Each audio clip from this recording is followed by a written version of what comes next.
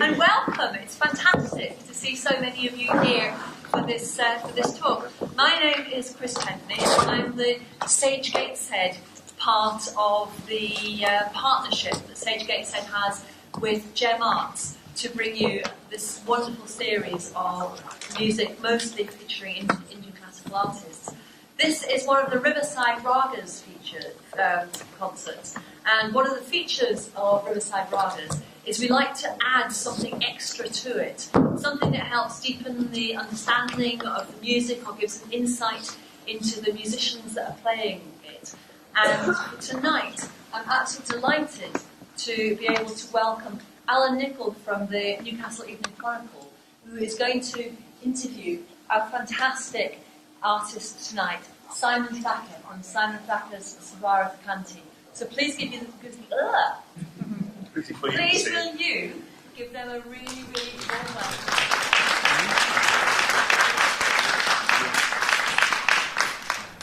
I don't know, are we good? Everyone here okay? Does that sound okay out there? Yeah.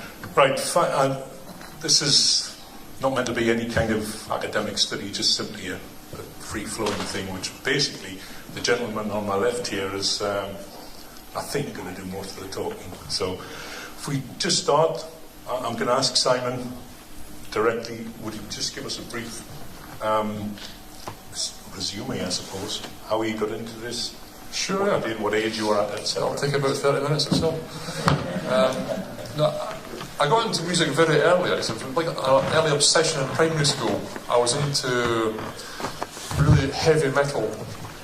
You might find that a little bit unusual when you hear the rest of the music. I'm not, actually. I think that influence has always stayed with me. You know, the heavier kind of rock music. So bands like Megadeth.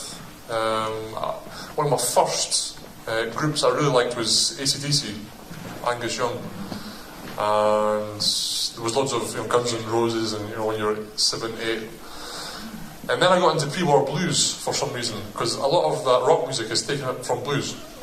A lot of the riffs and a lot of the basic musical language. And then I got into classical guitar and rock guitar at the same time. I started playing about 10, 11.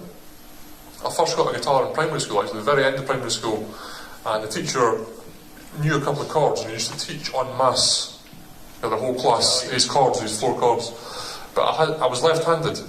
I am left-handed, as you'll see when I start playing. So I started to play the right chord, the right shapes, but the strings are the wrong way up. So this terrible cacophony came out, and he shouted at me. And I never went back to those lessons, to his 3-chord lessons. So it wasn't until a local guy who played in a covers band in a bar, he restrung the guitar for me, and I got a Jimi Hendrix tape at the library. I remember very distinctly getting the Radio 1 Jimi Hendrix album at the library, and it was Hoochie Coochie Man, Muddy Water song. I just picked it up straight away. I remember the 12th fret, 3 fingers on the same fret, and this riff, I could do it by ear straight away. And that was me started on. Then I got lessons, classical lessons and rock lessons at the same time.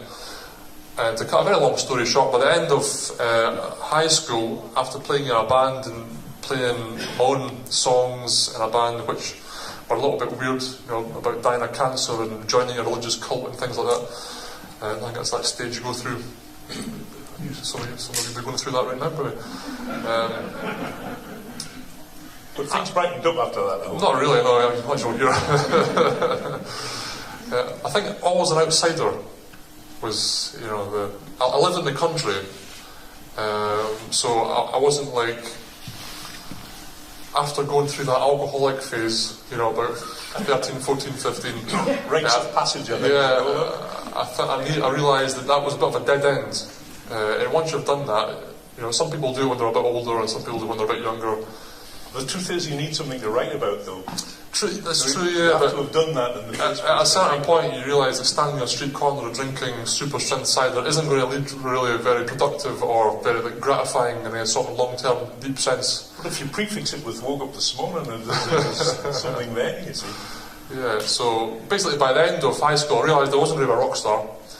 Maybe the Jimi Hendrix afro wasn't quite suiting my fine hair. So I went and studied classical music degree undergraduate at Edinburgh University, where I now teach. and I did my postgraduate after that. And during that time, so I've leapt a little bit. Pre-war blues led to, in Spanish guitar, led to flamenco. So you had blues, and I started to trace the migrations of people of that music across the world, from Africa, Sure. you know, and from European music, and flamenco, I've traced it back to India. Yes. So the Rajasthani gypsies are said to have travelled across two directions across the Middle East and through Central Europe, arrived in Spain, and a long process that led to flamenco, which I think is an incredible sound world, you know, very unique music. Yeah. It's a very direct, Sure. passionate music. So if you listen to the singing, actually the original really dark singing, it's so emotionally compelling. That's what, you know, I realised that pre-war blues like Son House, Robert Johnson, Charlie Patton, that's probably my favourite, Blind Lemon Jefferson, all these guys, it's just, they're standing on a street corner singing to live. Yeah. You know, so there's no, again, like you said at the start, it's not academic at all. It's like a direct connection to their deepest emotions. Flamenco is like that too. Indian music is like that. Yeah. Classical Western music, despite some maybe people might think it's to the contrary, but it is like that as well at its roots. So all great music, that's what it's about, is trying to tap into your deepest emotions, your emotional memory, and your rawest, deepest emotions, usually. So that's what drives it on. So I went to jazz in university, did all my postgraduate, did all my studies, so I had 7 years of studying in higher education. But then I came out after that 7 years and thought, actually I'm still shit. I'm not good enough to do what I want to do. After those 7 years, would you believe there was something missing? And that something was a certain methodology, a certain teacher, a certain way of thinking. And I found that with a great guitarist in London called Fabio Zenon, who's a Brazilian guitarist. He used to come across and en route to Germany or whatever, he would stop off in London. I'd just go from Edinburgh to London just to get lessons with him every few weeks or months or whatever. And that was the final stage of my classical education. And then there was the classical soloist thing. I went and toured as playing Bach and Benjamin Britten and Hina Stern and all those composers. And then I started a group with jazz guys, trying to explore something else. I wasn't playing jazz, I was playing something that was kind of mixing jazz with other elements and classical music. And then I had the opportunity to do Indian music through a solo program I did, a contemporary program, which was really quite a mental program of music from around the world, last 30 years, from every continent. And there were two pieces in that. One was by an Indian composer called Shirish Corday, and one was by Nigel Osborne, who's from Edinburgh, who was working with Indian performers at that time. And that was like Indian music or contemporary ways of developing Indian music. I had like a school for that almost. Because doing that first project, which was a Navarasa ensemble, which came here 2009, a 9-piece ensemble, all instrumental. Was that an accidental thing, or was that something that you particularly had a desire to kind of channel your efforts into? Well, I'd listened to Indian music since early high school, as I've just described. It just so happened that this Indian composer wrote this really crazy piece for computer synthesized tape and guitar that almost destroyed my instrument to play it. And there was all these kind of weird electronic sounds pumping away in the background, and I'm smacking my guitar to death. It was a fantastic piece, really visceral piece, and it wasn't Indian at all. But I listened to his other music, and I could see that it developed elements of Hindustani, North Indian classical music in really unusual ways. And so that was an immediate interest. I went, wow, there's this guy doing this other sound world that I'm really interested in. So I said to him, why don't you write something for another group of mine? I'll put a group together. And he suggested the instrumentation, actually, string quartet, double bass, classical guitar, Carnatic, South Indian violin, and tabla, which is like an expanded Shakti. Shakti was a group in the 70s, which was one of the first kind of, call it fusion. I hate the word fusion, actually. John McLaughlin lived for a while, actually. Yeah. So it was almost accidental in that I met the right people at the right time, and Nigel Osborne and thought, wanted to do something as well, so that was the two halves. And then Svarkante came after that, because a 9-piece ensemble touring, 10 concerts we did in one tour, the 2 composers were on tour, there was sound man, so you think of the amount of people, I'm organising everything. Yes. You know, I'm booking everything, I'm doing all the accommodation, I'm doing all the travel, I'm trying to learn really hard music. And the rest of the band obviously loved that. Yeah, they're just ripped to absolute, you know. What you're doing, here's the guy, he does everything. So basically, after that tour, it was almost having a nervous breakdown. I thought it was amazing what we'd created and what we'd done with it. And the CD will be on sale tonight, but I just couldn't. You know, I was going to send it to the early grave. Absolutely. Plus, it's very unwieldy. You know, 9-piece. Yeah. It's when it gets going, it's amazing. But to actually create the music for it, there's so much got to go into it. So I wanted. Sounds like herding cats to start with, anyway. You know, presumably, you didn't drive the bus. I kind of did actually. How many people could you fit in a? Sure, yeah.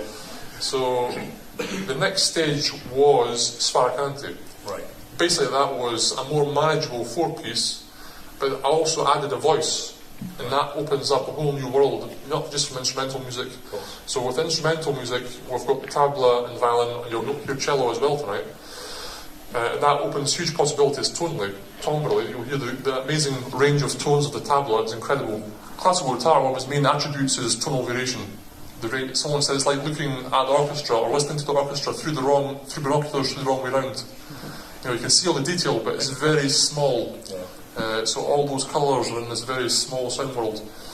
So tonal variation, you've got bowed, you've got plucked, you've got these percussive sounds with incredible range of sound. But then you open up with voice, all this other repertoire is possible. So Japjit Kaur, you'll hear, is a great singer of Punjabi songs in particular. So in the last programme we did more classical based things. In this one there's more folk based things. Yes. So that shows the range that I can do straight away. Yes. So Sfaracanti came about as the next stage in that development, and now Sfaracanti is kind of the ideal vehicle. It's basically a vehicle for exploring new genres, new sound worlds. So presumably the evolution then from 9-piece down to 4, was that kind of, almost like the Stone Age man started with a square wheel and gradually chipped the corners? Was it that kind of process? No, it was like the Stone Age man started with a Concorde and then went down to a Ferrari or something. It's been like that. No, it was... as I learned more, I realised I didn't need that skill to do it, and probably it would be easier to develop what I wanted to develop when it's just more manageable. And did you have the components in your head? Did you think, painfully, you knew you were going to have classical guitar, and I assume tabla was going to be a fundamental part of that too, but to go for a vocalist and to go for cello as you now have, or violin, was it something you could hear almost, if you want to use the well-worn cliche, I could hear it in my head? Was it that kind of thing? Yeah, I think because of the balanced instruments, as you'll hear, bowed and plucked goes really well. Sure. And tabla and guitar go beautifully, I've got to say. They just match perfectly. Yes. Because they both, I think partly because both instruments are played with the contact of the player's flesh on the instrument. Sure. So there's this very personal connection with the instrument. So it works beautifully, but it almost mirrors my development as a composer, because that first group, the Navarasa ensemble, I didn't compose for it at all. Right. I didn't feel the confidence that I had the knowledge and experience to really say something. And I'm not going to just say something for the sake of it. Yes. I don't compose unless I know that I've got something to contribute, really, something to say, something special to bring. So that, as I said, that was like the staging, that was like the school part of it almost, where I was learning. Right. And then Sfaracanti's development is developed now from commissioning lots of people, including myself, but to now it's just all my music. Yes. So that's like the development is mirroring my development.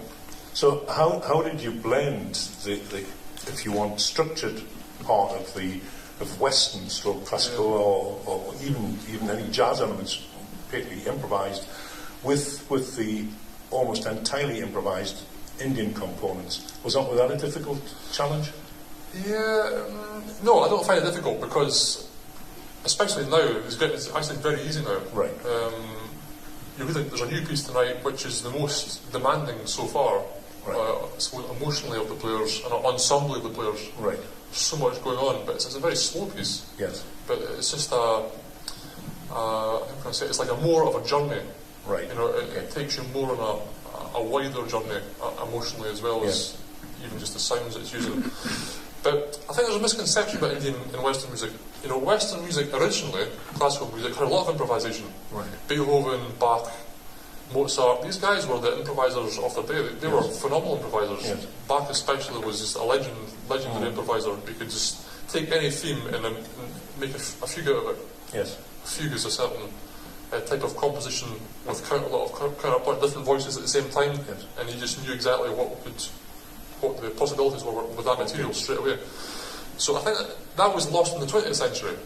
In the 19th century, people were still improvising a lot. Yes. It was like performer is hero in the Romantic period. So, you know, Liszt would say, you know, give me a theme, and someone would just whistle someone, and he would create this massive fantasia and go mental and destroy the piano. So it's not like improvisation is foreign to Western music. It just became that way when the delineation of composer and performer in the 20th century. And that's something that classical music Western classical music hasn't quite recovered from. Right. It just disappeared of its own bottom a little bit. You know, if I can speak as a classical musician. Sure. I think a lot of contemporary classical music misses the point of music. Some of it. Yes. There's some amazing composers. I'm making a very terrible generalisation, which you know.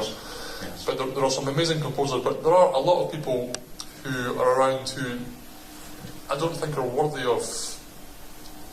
It's almost like they're irrelevance, and they don't mind being irrelevance, but I have a problem with being irrelevance. Right. You know, I want what I do to be mean something to people, and if it's just an academic exercise that needs to be done in a university for anyone to appreciate it, you've failed. Having said that, you know, I sat next to someone at a conference or meeting somewhere, and they were really proud of the Carnatic music, a guy from South India, and he said, you know, people outside India can't appreciate the subtleties of Carnatic music. And I was sitting thinking... You bridle at that? Well, if I was to say that about my music, I would think that music is completely pointless. Yes. You know, what's the point? If you've got to have been brought up in that culture, then it doesn't affect people across cultures, then immediately it's not drawing on shared human expression, which is what the point of music is. It should that should not matter. I think you may have been right on understanding every nuance, but no, it was being very dogmatic. It was being very right. He was basically saying, he was being quite harsh about it. Well, he was proud about it. That was the sad thing. Sure, and I suppose it happens in every music. I suppose it happens in folk music. It happens in blues, and you know, some people, if it's beyond a certain period, you talk about pre-war blues. You know, I know certain people who would only accept it if it was from a certain state or a certain region, a certain Piedmont players and you know, hill country players or whatever. So perhaps it's, you know, it happens in every form of music. Maybe there are people who are. I think what you're doing is actually, and I'm sure people tonight will agree once they've heard the band, that it's about, you know, accessibility and making it open to everyone, I suppose. That's a double-edged sword, because what happens is promoters want to say it's going to be accessible, then therefore they program absolute inserts, expletive here. I think, personally, if I can go into my concept of what this group's about, if you are bringing people from different cultures together, and my explicit intention is to not just meet in the middle, because what happens in meet in the middle, you take the complicated part out of your part, I take the complicated part out of my part, and we meet in this bland middle ground. Absolutely. Which basically is called fusion a lot of the time. That's why I don't consider myself to be playing fusion at all. Sure. To me, if you look at through history, I don't know, name a band that you like now, you know, you could trace it back to the Beatles, and the Beatles were influenced by Elvis Presley, and Elvis Presley was, you know, the pre-war blues, and the pre-war blues going back to Africa, and the Beatles led to, you know, the blues led to Black Sabbath, which led to Metallica, which led to Radiohead, which led to Hoover's Great Now. So it's like, there's a natural progression. It's just evolution. There's fusion, and there's evolution. So what I see is, what I'm doing is extending traditions, you know, extending genres. It's just the natural progression through the ages. You know, Indian music did the same thing. The Persians came, the Mughals came, going further back, you know, India was Buddhist, you know, and so on and so on. So where was I going with this? I have a habit of losing my plot. We talked about I suppose people being obsessive. Yeah. No, it's just that, there's a lot of young people here. So as a classical musician, I know that classical music's of different of any culture. For some reason, they do attract people who are a certain kind of sniffy attitude. Sometimes it's just a sad fact of life, but don't be put off by that. Mm. You know, it's as much yours as theirs. Yes. You know, so just ignore it. And I think part of the key, of course, is to tap into as much as you can, and then find out your own way, find which bits that you like. Because when you think about it, right, nowadays, okay, in the 60s you had Rolling Stones and Keith Moon chucking TVs out the window at the hotels, you know, it was rock and roll. Now, you know, rock and roll, you know, I wouldn't be surprised if the people that young people listen to now, you know, the mums come and like make them a jam sandwich before they go to bed and like tidy their hotel room up for them before they go on stage. You know, it's so corporate. Sure. It's so bereft of any sort of humanity. I mean, pop songs now on the radio, I'm going to go into an old man's rant, I'm not old, but, you know, it's not an old man's rant, it's the truth. You know, pop songs on the radio now don't actually have any humans in them. No, the voices there's no real instruments. Sure. So there's no humanity, there's no nature, there's no humanity about it, it's not even real. The voices are processed to the point that it sounds like a chipmunk or, you know, something, Stephen Hawking's, Stephen Hawking's voicebox.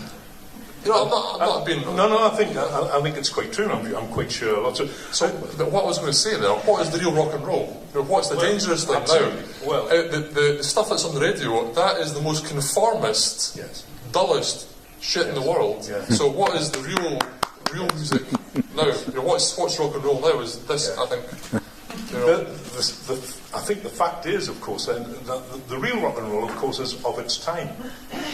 And even if you go to, you mentioned Presley, for example, in the late 50s when he recorded for Sun Records, but prior to that, the rock and roll was actually people like Lightning Hopkins, and it took a while, you know, before then there were other barriers, there were racial barriers then. There was a counterculture. Absolutely, you know what I mean? It was absolutely, that's what it was. You know, Presley and all the rest of them, they were doing black songs, then they were white people, so that was controversial in itself. Absolutely, it was. You know, and then the Beatles was like a social revolution. But now, and it just happened to be that they were actually great. You know, they were famous and great, which is now quite rare. Yep. You know, they were literally the best in the world at what they did, and they created something that no one had done before.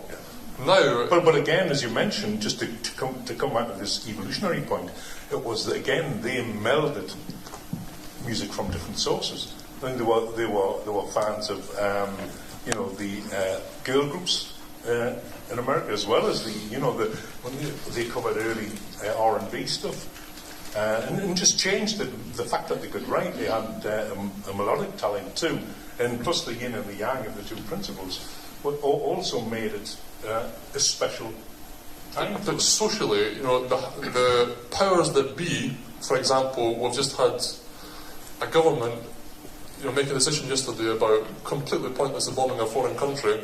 You know, our 8 planes are going to really do wonders for America's military might in Syria. What have a mind on that one? You know, so the powers that be don't want you to think for yourself. Sure. So any music that makes you think, this is my paranoid sense. I think that someone somewhere is making pop music shit, right? And with the objective of stultifying the next generation, so that they just say yes, oh yeah, whatever, you know. So I think any music that makes you think, or just develops you as a person, or makes you as a part of a lifelong journey of self-discovery, that threatens them, because that stuff you're talking about in the 60s, that threatened them, they didn't like it. Yeah, so they tried they outlawed a song called I Fought the Law and the Law Won. Yeah, indeed. They outlawed that song just because that's what it said. But the thing is, I think you stopped short of using the phrase opium of the masses. Maybe you needed to go to that point and say that, you know, and I would agree with, the stuff that blows my dress up is roots music. because it still has some content, it still has some passion, some feeling, and I agree entirely with what you say, but without it sounding like two old buffers having a rant against the world. I think what we need is for people like yourself to put the music out there, and for people like the folks in the audience to actually open up their ears and say, and they are, otherwise they wouldn't be here tonight. So they've come to learn, and they've come to listen and appreciate. So I think the minority, I suppose people like us in this room, have to keep pushing away, and we have to keep doing these things and making sure that there is an option rather than the corporate world taking over. Yeah, I mean, that's what the point I didn't quite finish about classical music was that classical music now is probably the most subversive music form, or one of the most, whereas the music they would think was subversive, like rap music, they're talking about bitches and cars and whores and all that shit, but it becomes like a parody of themselves. It's a big corporate machine. It doesn't mean anything. It's just all fake. They all come from middle class backgrounds, and they've all went to nice universities. It's not like they come from the ghetto anymore. Most of them, they put a fake eye and all that shit. Yeah. I didn't know about the fake eye, by the way. I've learned something today. So, as far as the development, as far as I can hear, do you? We'll come back to that. Do you throw back in? Do you see that evolutionary process extending into some of the areas that we've touched on? I mean, can you see yourself at any point dragging in bits of, you mentioned folk before we opened up tonight, but could you see any blues, or could you see elements of rock being drawn into what you do? A lot of or a natural development? I think that comes in naturally anyway, because the musical language is, as I said before, it shouldn't be getting simpler, it should be getting richer. If you're bringing different cultures together, Western music has, classical music in particular, has explored harmony to an incredible degree. So simultaneous notes on top of each other, and the emotions that they can portray. Yes. Indian music, Hindustani music, and Carnatic classical music in particular, have explored ragas, scales. A raga is more than a scale, but less than a melody. Yes. So it has a scale within it. It has a set of notes which you have to stick to. But on the way up, it can have one set of notes, and on the way down, it can be less or more notes or whatever. Yes. And each raga, it can have different ragas have the same scale. You've got to emphasise the same notes, or different notes in different ways, or the same ways, or the ornamentation in a certain way, or a different melodic outline, and so on and so on. So Indian music has explored linear melody, basically over no chord, just one chord, an unchanging drone, and exploring how successions of notes affect us emotionally. So if you put those two together, you should have something even more powerful.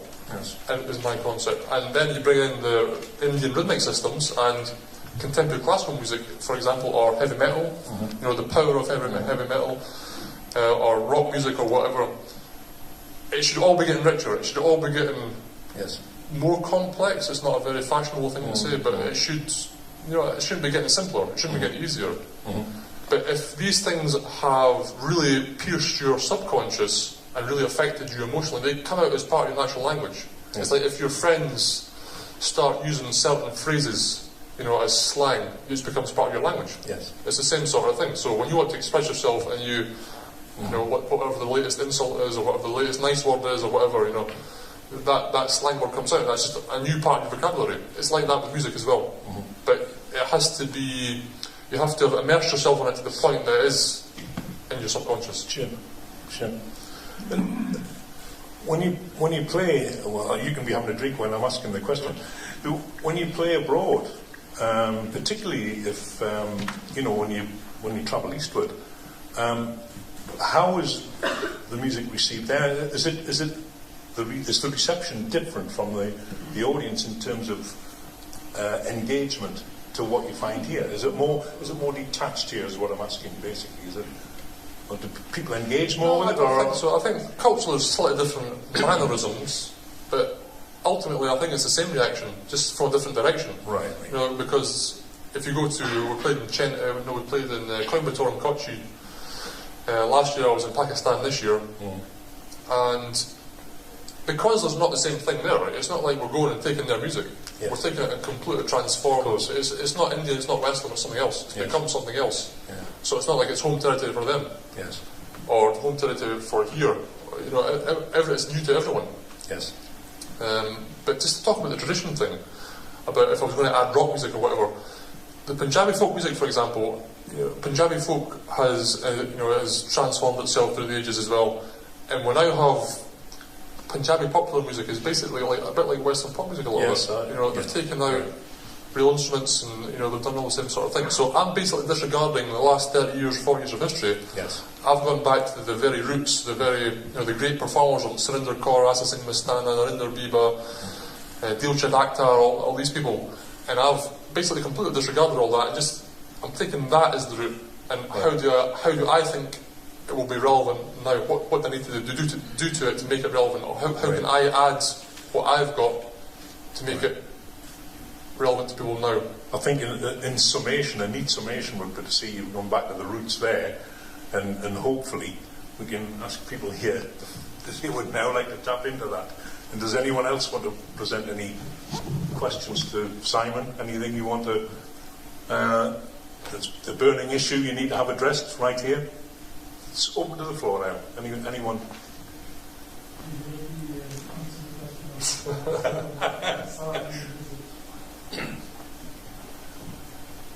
No one else?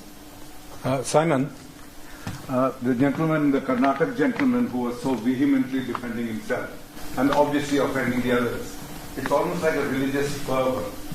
My religion is good, your religion is bad. If my music is good, yours is bad. That is what gets us into trouble. But if we are open-hearted and receive rock or Western classical or Indian classical openly, it's not that much of a difference. I think that's what you're saying. Exactly. But what I found so ridiculous about his position was that he said, you cannot understand my music. Never. You can never understand it because you're from Britain. What? Edinburgh. Oh yeah, whatever. Edinburgh, yeah. That was the difference. Yeah, I'm sure that happens in other music. Sure, well. absolutely it does. It's unfortunate. It's a bit like it's my toy. I want to do it. Yeah. And the position I'm taking is, if that is really what your music is about, then your music has failed. Because it doesn't connect with us fundamentally. If it is a true emotional expression, then it shouldn't matter at all. You should get something out of it, you should get the essence of it. Absolutely. That's us being told to shut up. Anyone else? Last point anyone wants to make? No? We good? I'll add one couple more things. An Edinburgh Festival this year, this is like a vehicle, as I said before, it's like a laboratory for exploring. So in the Edinburgh Festival this year, I actually brought a different singer across from Bengal, from the mystical Bengali bell tradition, B-A-U-L. They're itinerant minstrels, phenomenal voices, but that again was a completely different programme. So it adapts completely depending on what we're exploring. Yes. Yeah. But that whole performance, you'll see there's a lot of notation tonight. Yes. That whole performance was improvised. Right. So this has got a certain tension about it, a certain heaviness or lightness or whatever, but it's got a different emotion behind it from that programme. It's not better or worse, it's just a different sound world. So there's going to be many more mutations. Yeah, exactly. Well, I'm sure you've heard the chat.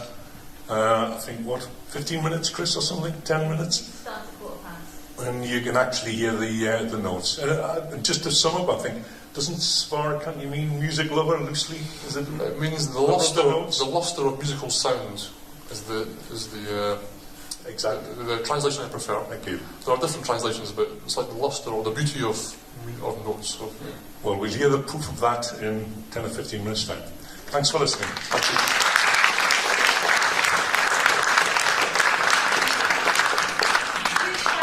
Alan Nicol and Simon Thacker, that was a hugely insightful and fascinating talk. I think we could have just actually let you listen all night, let you talk all night, but actually we'll do the music as well. But thank you, and we'll listen to the music with our hearts and our minds now even more. Thank you.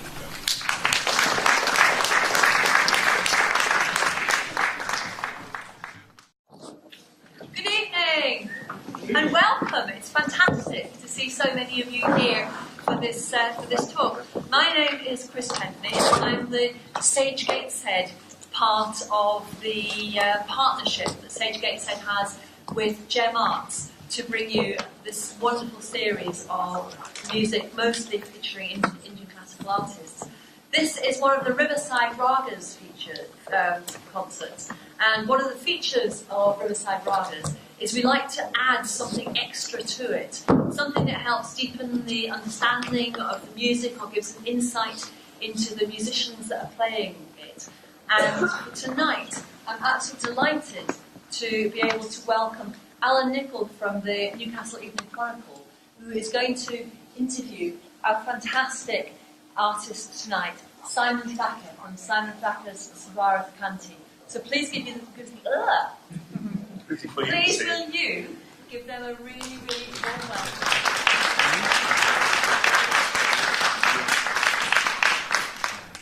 I don't know, are we good? Everyone here okay? Does that sound okay out there? A band which are a little bit weird, about dying of cancer and joining a religious cult and things like that. I think that's that stage you go through. Some of you be going through that right now, probably. But things brightened up after that, though. Not really, no. I'm much more here. I think always an outsider was, I lived in the country, so I wasn't like, after going through that alcoholic phase, about 13, 14, 15. Rites of passage, I think. Yeah, I realised that was a bit of a dead end. And once you've done that, some people do it when they're a bit older and some people do it when they're a bit younger. The truth is, you need something to write about, though. That's true, yeah. You have to have done that in the first place. At a certain point, you realise that standing on a street corner drinking super strength cider isn't really very productive or very gratifying in a sort of long-term, deep sense. But if you prefix it with "woke up this morning," there's something there, you see. Yeah. So basically, by the end of high school, I realised I wasn't really a rock star. Maybe the Jimi Hendrix afro wasn't quite suiting my fine hair, so I went and studied classical music degree undergraduate at Edinburgh University, where I now teach. And I did my postgraduate after that. And during that time, so I've leapt a little bit. Pre-war blues in Spanish guitar led to flamenco. So you had blues, and I started to trace the migrations of people of that music across the world, from Africa, sure. And from European music, and flamenco, I've traced it back to India. Yes. So the Rajasthani gypsies are said to have travelled across two directions across the Middle East and through Central Europe, arrived in Spain, and a long process that led to flamenco, which I think is an incredible sound world, very unique music. Yeah. It's a very direct, sure. passionate music. So if you listen to the singing, actually the original really dark singing, it's so emotionally compelling. That's what, I realised that pre-war blues like Son House, Robert Johnson, Charlie Patton, what I just probably my favourite, Blind Lemon Jefferson, all these guys. It's just they're standing on a street corner singing to live. Yeah. So there's no, again, like you said at the start, it's not academic at all. Sure. It's like a direct connection to language. And then I got into classical guitar and rock guitar at the same time. I started playing about 10, 11. I first got a guitar in primary school, actually, the very end of primary school. And the teacher knew a couple of chords, and he used to teach en masse the whole class, these chords, these 4 chords. But I was left-handed. I am left-handed, as you'll see when I start playing. So I started to play the right chord, the right shapes, but the strings are the wrong way up. So this terrible cacophony came out, and he shouted at me. And I never went back to those lessons, to his 3-chord lessons. So it wasn't until a local guy who played in a covers band in a bar, he restrung the guitar for me, and I got a Jimi Hendrix tape at the library. I remember very distinctly getting the Radio 1 Jimi Hendrix album at the library, and it was Hoochie Coochie Man, Muddy Water song. I just picked it up straight away. I remember the 12th fret, 3 fingers on the same fret, and this riff, I could do it by ear straight away. And that was me started on. Then I got lessons, classical lessons and rock lessons at the same time. And to cut a very long story short, by the end of high school, after playing in a band and playing my own songs... Right, this is not meant to be any kind of academic study, just simply a free-flowing thing, which basically the gentleman on my left here is, I think, going to do most of the talking. So if we just start, I'm going to ask Simon directly, would you just give us a brief resume, I suppose, how he got into this? Sure, what you did, what age you were at, etc. It'll take about 30 minutes or so. No, I got into music very early, actually. Like an early obsession in primary school. I was into really heavy metal. You might find that a little bit unusual when you hear the rest of the music, or not, actually. I think that influence has always stayed with me. You know, the heavier kind of rock music. So bands like Megadeth. One of my first groups I really liked was AC/DC, Angus Young, and there was lots of Guns N' Roses, and when you're 7, 8. And then I got into pre-war blues for some reason, because a lot of that rock music is taken from blues. A lot of the riffs and a lot of the basic musical